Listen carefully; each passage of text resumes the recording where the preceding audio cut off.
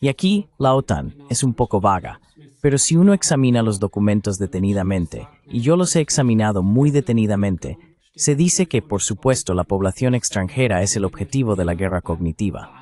Aquí queremos controlar las narrativas del enemigo, pero también de nuestra propia población. Y luego, uno se da cuenta de que hay un programa que tiene las facetas: defensa y ataque, población extranjera y propia población. Y entonces queda claro cuán radicales y abarcadoras son estas técnicas de manipulación. Incluso interpretado y aplicado por la OTAN, cada persona en todo momento es vista en el centro de esta guerra psicológica altamente manipulativa, con el objetivo declarado de poder hackear su mente. Así está escrito literalmente en los documentos.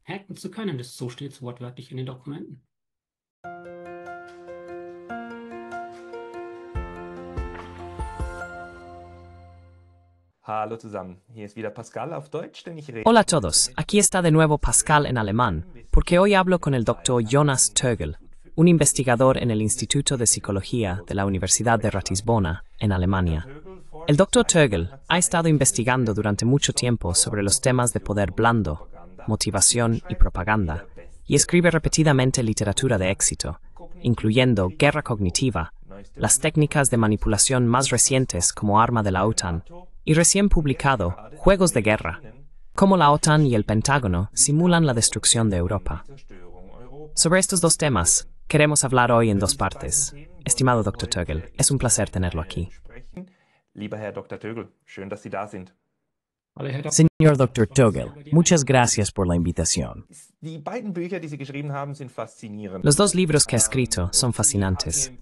Y también me dijo en la conversación previa que se construyen lógicamente uno sobre el otro. Ahora queremos discutir brevemente el primer libro, La Guerra Cognitiva. ¿Podría contarme, de manera general, de qué trata la guerra cognitiva? ¿Cómo trabaja la OTAN con esto? ¿Y qué deberíamos saber al respecto? Und was sollten wir unbedingt darüber wissen? Entonces, si explico la guerra cognitiva en una frase, diría que la guerra cognitiva es la forma más avanzada de manipulación que existe hoy en día. Con eso ya he entendido mucho. Es una frase muy concisa, y no es mía, sino de Marie-Pierre Raymond. Ella es una experta en defensa canadiense, y dice esta frase en el contexto de un concurso de innovación sobre guerra cognitiva que la OTAN convocó en 2021. Esto significa que estamos tratando con un programa oficial de la OTAN sobre guerra cognitiva, que existe como tal desde 2020 o 2021.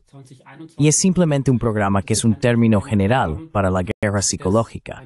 Eso ya existía.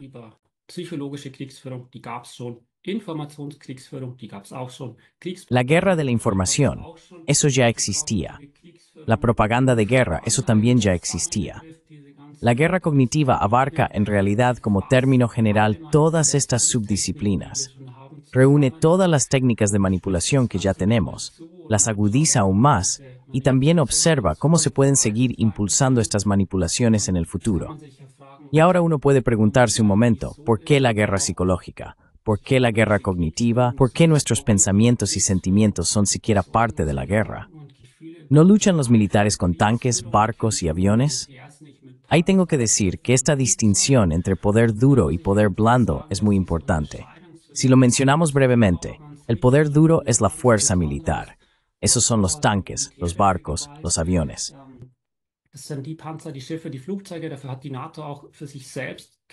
Para ello, la OTAN también ha establecido sus propios escenarios de guerra, en el agua, en tierra y en el aire. En estos se lucha simplemente con estas armas de poder duro. Y luego tenemos un nuevo escenario de guerra, el espacio desde 2019. Tenemos desde 2016 el Internet. Es decir, tenemos estos 5 escenarios de guerra que ya existen y en los que ya se está luchando. Y ahora se dice que hay un cambio de significado, alejándose de este poder duro, alejándose de la visibilidad poder blando. Y el blando es significado de lucha por nuestros pensamientos y sentimientos.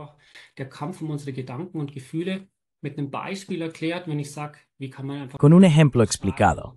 Si digo, ¿cómo se puede hacer esta distinción tan tangible? Entonces diría, piensen en la alegoría de la caverna de Platón. Eso es, si lo esbozamos brevemente, tal vez aquí también podamos mostrar una imagen, pero se ve que las personas están atrapadas abajo en una caverna y se les proyectan ilusiones en la pared. Y la pregunta es, ¿cómo mantengo a las personas ahí abajo en la caverna? Si lo hiciera con poder duro, diría que les pongo cadenas a las personas. Tal vez les pongo grilletes para que no puedan salir de ahí.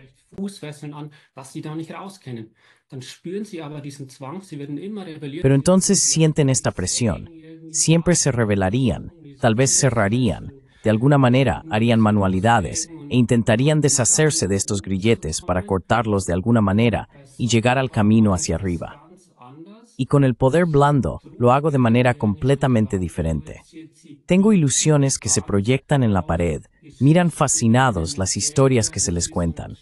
Es como una película que se desarrolla en la pared frente a ellos. Ni siquiera se dan cuenta de que están atrapados, porque están tan cautivados por las ilusiones que realmente los deslumbran. Son influenciados por estas técnicas de poder blando, si lo reduzco a un nivel psicológico. Son técnicas de influencia que nos afectan de tal manera que ni siquiera nos damos cuenta.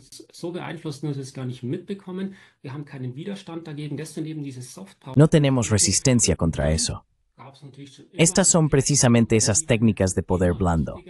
Y por supuesto, siempre han existido en la guerra, pero ahora se están volviendo cada vez más importantes, porque la OTAN ha reconocido que los pensamientos y sentimientos de las personas son la clave de la nueva forma de guerra, esta guerra cognitiva. Por eso, lógicamente surgirá un sexto teatro de guerra, el sexto teatro de guerra de la OTAN, junto a los 5 que ya existen, y este sexto teatro de guerra será el propio ser humano. Ahí uno puede hacerse consciente de la radicalidad de este programa. Se llamará dominio humano o dominio cognitivo.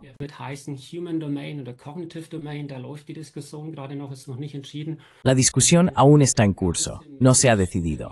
Así que, o bien toda la persona o, entre comillas, solo nuestros pensamientos y sentimientos, nuestras cogniciones que están en el centro de esta guerra. Pero también se ve que es un programa muy radical. Persigue el objetivo declarado de poder hackear nuestra mente como si fuera una computadora. Y estas técnicas de poder blando serán cada vez más importantes en el futuro. La guerra cognitiva como tal es un programa oficial de la OTAN, pero también es importante para mí señalar que esta lucha por los pensamientos y sentimientos se lleva a cabo a nivel global.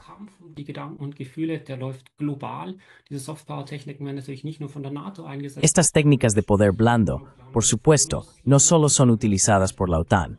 Tenemos programas correspondientes de Rusia, tenemos programas correspondientes de China, como el control reflexivo o la guerra libre. Y por supuesto, otros países también tienen sus propios programas de manipulación. Es decir, ya estamos globalmente involucrados en esta lucha por nuestros pensamientos y sentimientos. Por eso digo que es importante informar al respecto. Que las personas entiendan que sus pensamientos, sus sentimientos, son objeto de lucha diaria con las armas de manipulación más modernas. Y por eso debemos hablar de ello.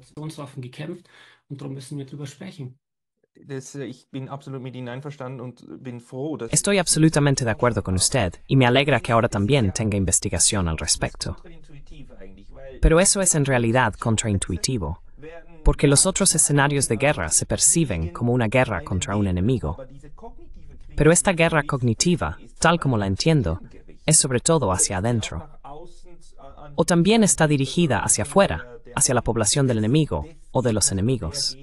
¿Y cuál es la distinción también entre esto y la diplomacia pública, especialmente en los estudios de diplomacia, donde se intenta influir en la población de otros países y luego provocar levantamientos o lo que sea?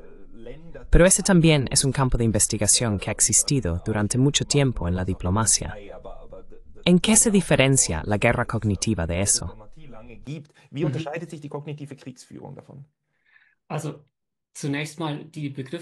Primero, agradezco los términos que ha mencionado. Por supuesto, se pueden añadir más.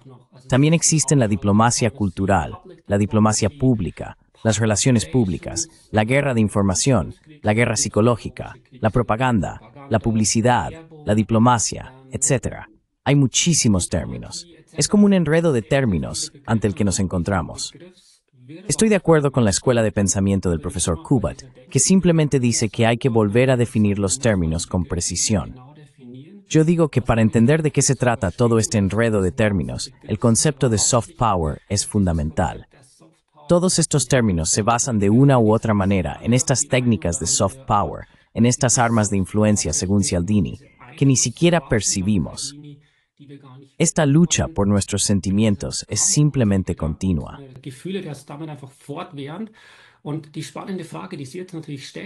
Y la pregunta interesante que naturalmente se plantea ahora, y esto también está en la guerra cognitiva, se nota que se discuten ambas cosas, estas diferentes facetas. Primero la pregunta, ¿es la guerra cognitiva realmente defensa o es ataque? Y por supuesto, los militares siempre lo presentan así. Sí, el enemigo lo hace, estamos en el centro de la guerra psicológica o cognitiva rusa. Todos estamos en el centro de la guerra cognitiva china. Y desde el punto de vista militar, por supuesto, es comprensible que se diga que debemos protegernos contra esta lucha por nuestros pensamientos y sentimientos de nuestra población, que está en marcha aquí. Debemos proteger a nuestra población para que no tenga ideas equivocadas, porque el enemigo intenta, por así decirlo, controlar estas narrativas, etc.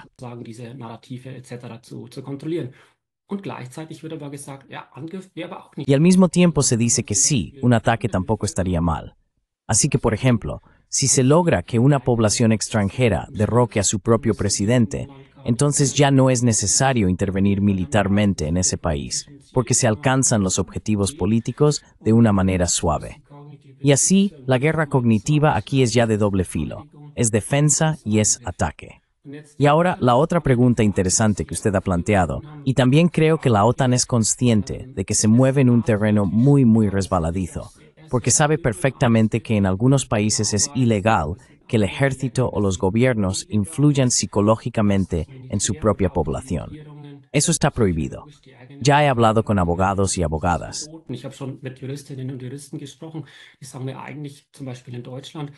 Me digo a mí mismo, por ejemplo, en Alemania, un gobierno no debería hacer campañas publicitarias manipulativas basadas en la psicología.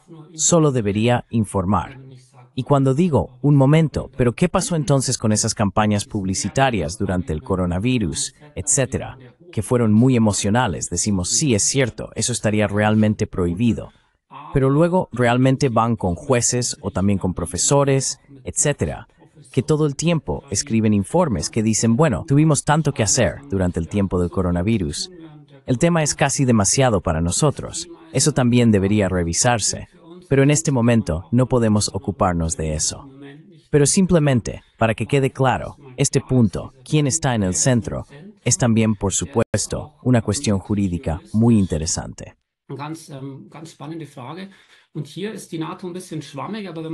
Y aquí la OTAN es un poco vaga, pero si uno examina los documentos detenidamente, y yo los he examinado muy detenidamente, se dice que, bueno, por supuesto, la población extranjera es el objetivo de la guerra cognitiva.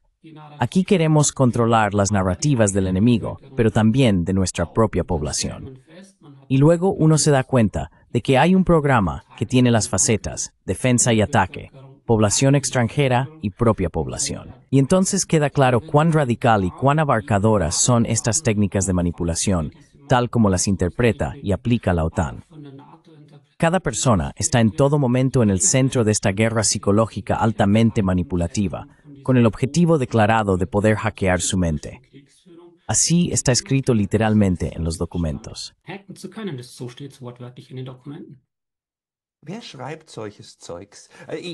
¿Quién escribe tales cosas? Me pregunto simplemente, porque esto ya es perverso. Debe ser evidente también para las personas que lo escriben, que aquí se está discutiendo cómo manipular a la propia población. De eso se trata, evidentemente. Y quizás también la pregunta, ¿hasta dónde se remonta esto?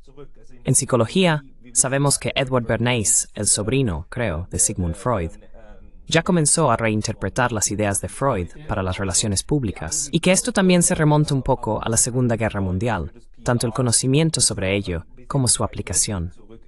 ¿Hasta dónde se remonta esto?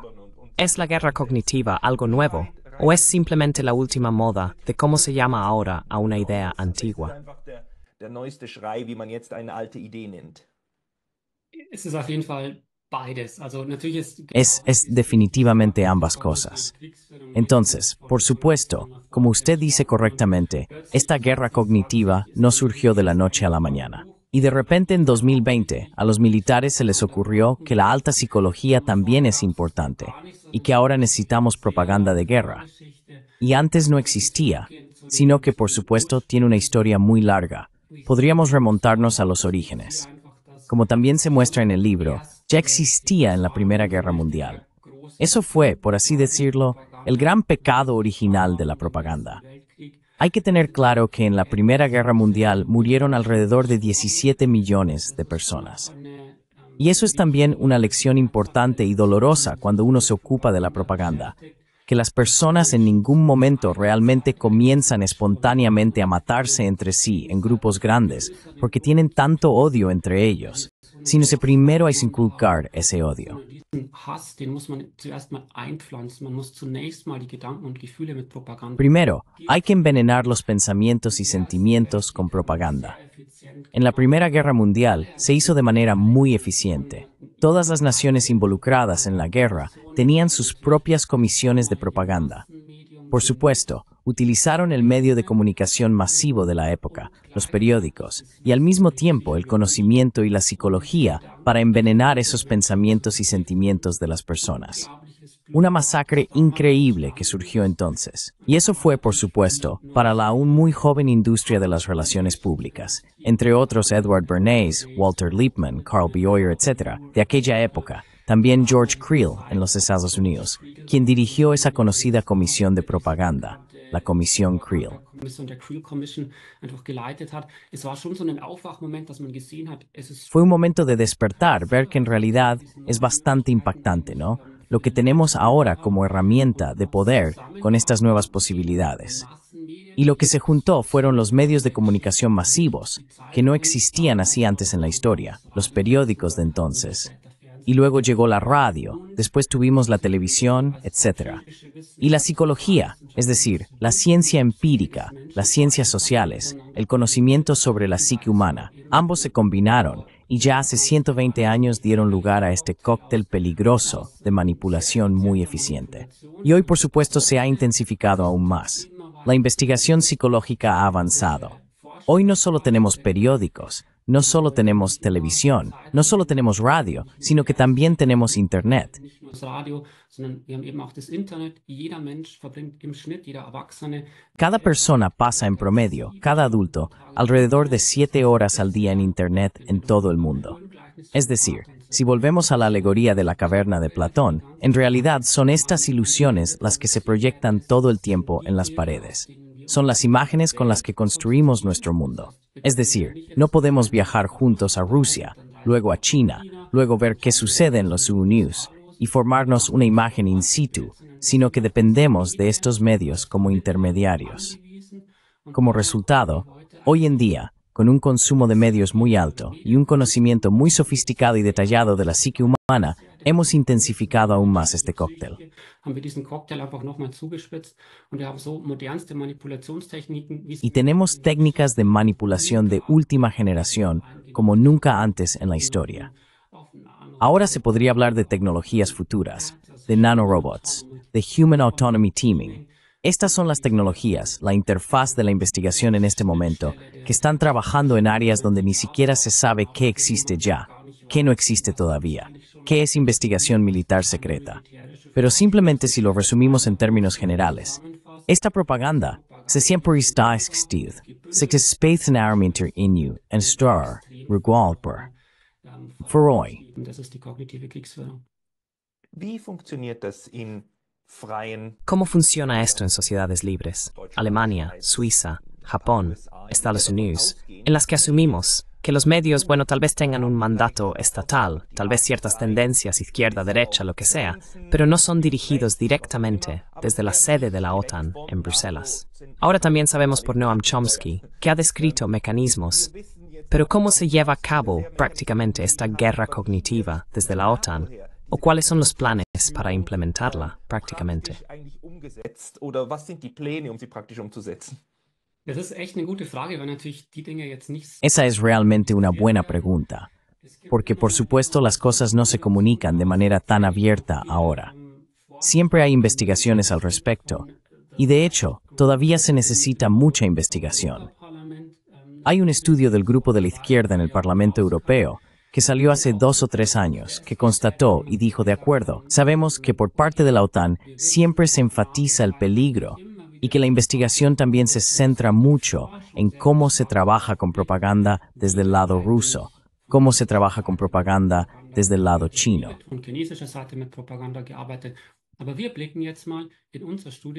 Pero ahora en nuestro estudio nos centramos precisamente en la pregunta que acaba de plantear y observamos cómo lo hace realmente la OTAN y cómo está estructurado nuestro panorama mediático y cómo se logra que evidentemente esta información llegue a las personas de la manera que también es del interés de la OTAN.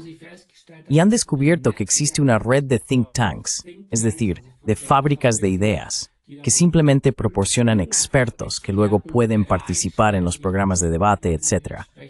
Esto significa que ya existen redes en segundo plano que se están construyendo, que aún no están completamente investigadas, pero eso sería una indicación. Otra indicación, digo, es que debemos mirar esta iniciativa de integridad.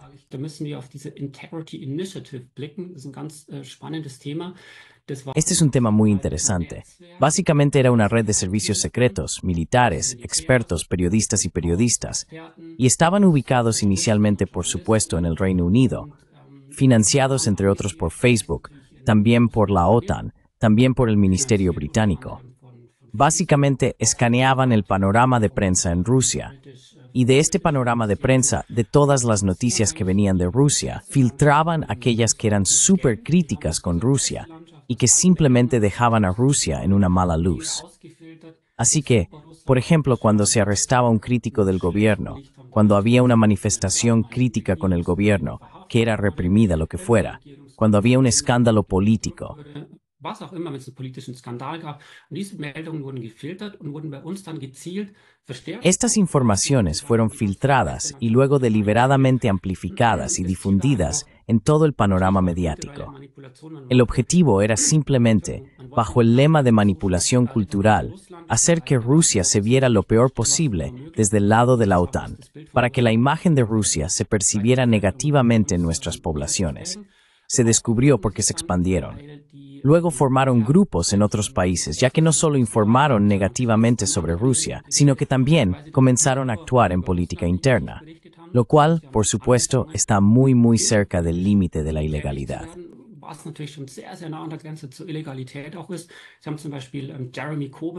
Por ejemplo, tienen a Jeremy Corbyn, que estaba en el Reino Unido, quien fue catalogado como demasiado amistoso con Rusia, y luego fue atacado indirectamente. Es decir, la iniciativa de integridad no dijo directamente, hola, aquí estamos, la iniciativa de integridad, Jeremy Corbyn es malo, sino que encontraron expertos, encontraron periódicos que luego escribieron informes. Jeremy Corbyn es un idiota útil para Putin, porque es consecuente con Rusia. En España, fue Pedro Banos quien se convirtió en el objetivo. Y así se logró, con campañas de difamación, hay que decirlo abiertamente, eliminar a políticos y políticas indeseables. Luego se descubrió, en 2018 no se aclaró realmente, la Integrity Initiative volvió a desaparecer. Hoy, si se mira la cuenta de Twitter, es una cuenta suspendida o ex cuenta. Pero estas serían dos posibilidades de cómo se puede trabajar con redes, con think tanks, y estos son los resultados estudios en este momento. Y definitivamente se necesita más investigación.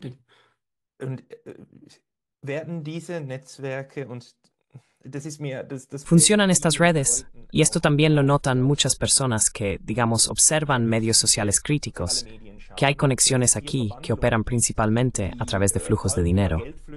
Tal vez sea otro ámbito, pero similar a los think tanks, las ONG, que en parte reciben financiamiento de lugares bastante centrales, también de los Estados Unidos o de fondos alemanes.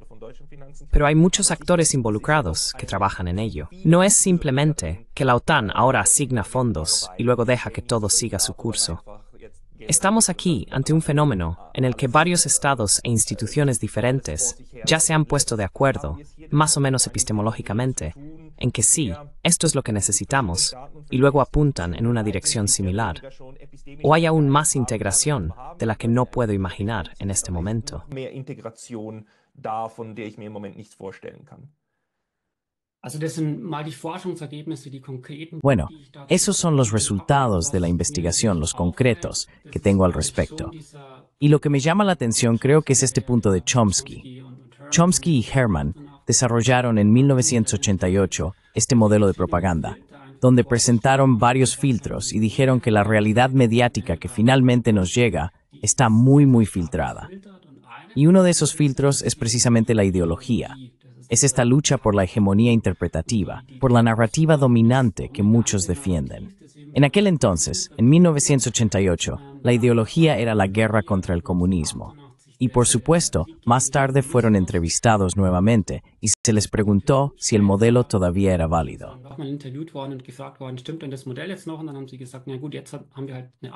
Y luego dijeron, bueno, ahora tenemos simplemente otra ideología. Ahora la ideología es la guerra contra el terrorismo. Y hoy, por supuesto, estaba la pregunta de si la guerra contra el coronavirus pertenece a este filtro o simplemente la guerra contra Rusia. La guerra contra un Putin que, por así decirlo, está viviendo sus deseos expansionistas y sus deseos imperiales. Y parece ser un punto que esta actitud fundamental, por supuesto, se mantiene. En la investigación, hay artículos que se publican donde se dice, por así decirlo, como frase de apertura: está completamente claro, tenemos aquí una Rusia que aspira al poder imperial, y por eso se sigue cómo se debe llevar a cabo esta lucha de propaganda. Y creo que este es un ámbito que definitivamente juega un papel.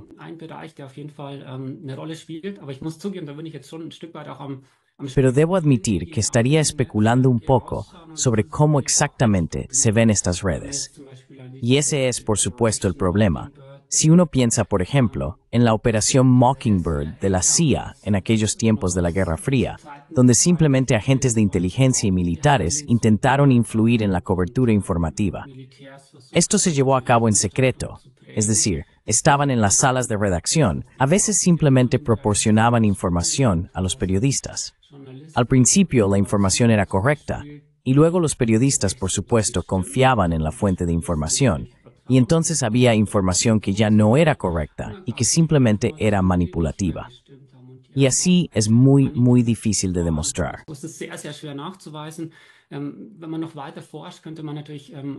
Si se investiga más, uno podría, por supuesto, también mirar a estos ejércitos cibernéticos que existen en este momento. Se descubrió en 2008 o 2009, fue un informe en el Tagesanzeiger suizo, donde un editor perdió la paciencia y dijo que ya no podía trabajar libremente porque el Pentágono siempre estaba encima de él. Y luego se reveló que hay 27,000 empleados de relaciones públicas del Pentágono que todo el tiempo solo ejercen influencia sobre los medios. Así que definitivamente tiene, como mencionó, una red de influencia. Y luego no se escuchó nada más durante mucho tiempo.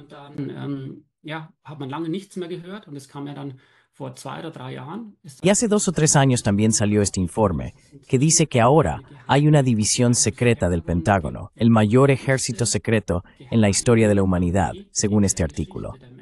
60,000 empleados de relaciones públicas del Pentágono, que también tienen la tarea de entrar en redes sociales, crear cuentas, publicar mensajes, ejercer influencia en la cobertura informativa. Y todo actúas donde digo que obviamente ya estamos tratando con una manipulación extrema del panorama mediático.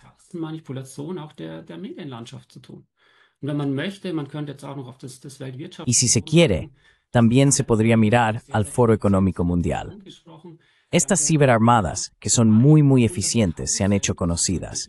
Durante la pandemia, tuvieron 100,000 llamados voluntarios de información en sus filas, que actuaron en Internet contra la desinformación, contra noticias falsas, etc.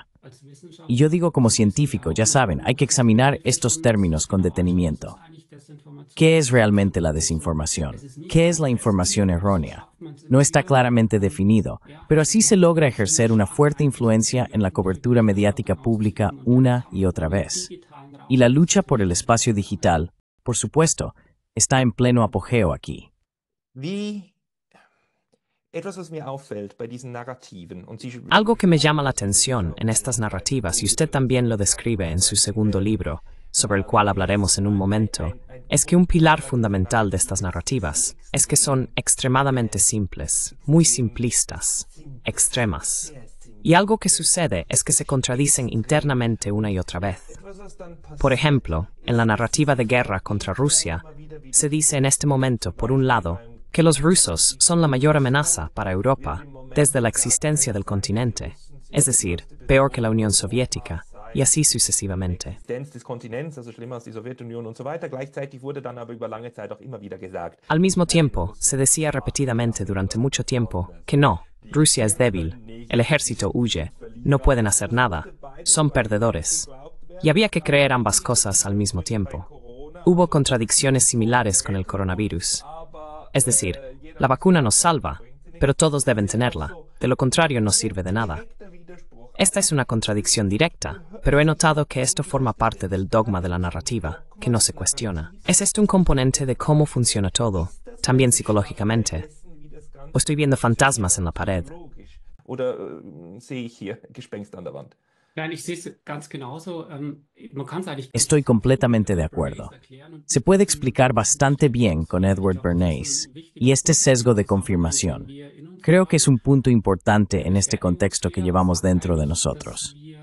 El sesgo de confirmación dice básicamente que todos estamos construidos de tal manera que filtramos la información nueva que recibimos. Nos preguntamos si la nueva información se ajusta a lo que ya sé o si contradice lo que ya sé. Si se ajusta y confirma lo que ya sabemos, entonces lo aceptamos y decimos, genial, encaja, es una gran información. He aprendido algo nuevo. tolle Information, habe ich wieder was gelernt. Wenn die dem widersprechen und wenn es so eine kognitive... Cuando estas contradicen y hay una disonancia cognitiva, cuando nos ocupamos de ello, tendemos a rechazar la nueva información y a decir que no nos interesa, que es irrelevante.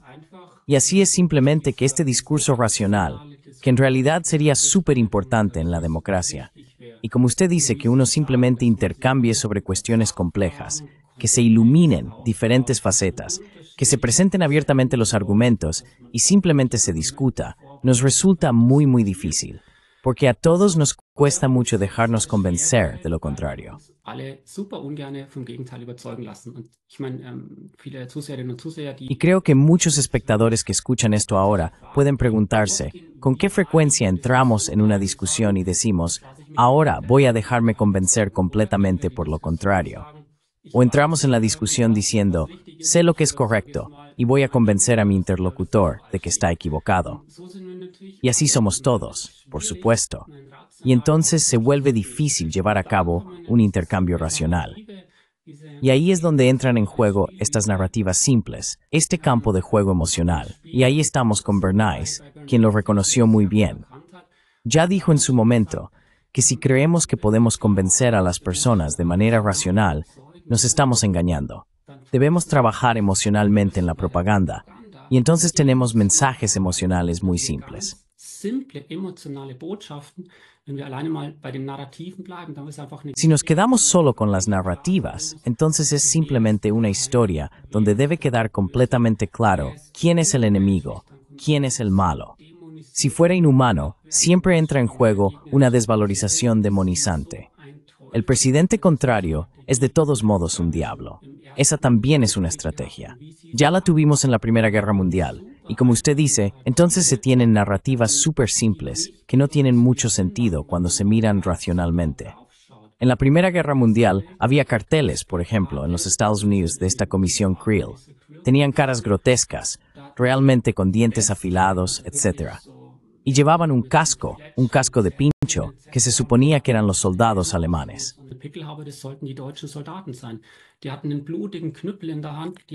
Tenían un garrote ensangrentado en la mano, llevaban a una virgen en el brazo, y luego se decía que esos eran los alemanes, y ahora a la guerra. Y si uno pregunta racionalmente, un momento, ¿tiene eso realmente sentido? ¿Es este mensaje de que estamos tratando con bestias o no son también personas? ¿Es realmente cierto? Es decir, se desmoronan cuando se reconocen las técnicas, cuando se reflexiona racionalmente. Puede ser realmente así, pero la propaganda no funciona de manera racional, funciona puramente emocional, apela directamente a los sentimientos. Narrativas muy simples, que podemos captar muy rápidamente, donde tampoco necesitamos mucho esfuerzo cognitivo para interiorizar los mensajes.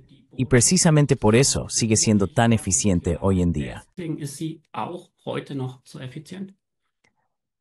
Vielleicht eine letzte Frage zu dem Thema, aber wie... Quizás una última pregunta sobre el tema. ¿Cómo nos defendemos mejor contra eso? Como individuos, no solo debe defendernos contra las campañas de desinformación. Wie verteidigt man sich als Individuum gegen kognitive Kriegsführung? Also mir ist einfach wichtig, dass Para mí es simplemente importante que, tal como usted lo ha dicho ahora, esta confianza por la que se lucha esté en el centro. La guerra cognitiva es siempre una lucha por la confianza. ¿A quién le damos nuestra confianza? Y simplemente intento dar a las personas estas gafas.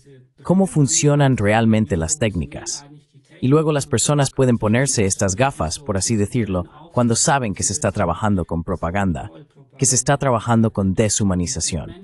Tengo el efecto de la mayoría, que siempre afirmo que la mayoría ya está convencida de una determinada cosa. Tengo personas de autoridad, que digo la persona conocida XY, científico altamente condecorado, político, quien sea, también lo dice. Politikerin, Politiker, wer auch immer sagt es auch. Und so kann man eigentlich so einen Werkzeug... Y así se puede construir una especie de caja de herramientas de manipulación que en combinación funciona de manera muy poderosa. Y cuanto más las personas conocen estas técnicas, y esto es algo que me importa mucho, más pueden cuestionar estas técnicas de manipulación. Pueden neutralizar la manipulación cuando se dan cuenta de que la guerra cognitiva siempre busca la aprobación de acciones bélicas. Quiere que llevemos imágenes enemigas dentro de nosotros, que aprobemos el envío de armas, que nos parezca bien cuando se combaten ciertos países.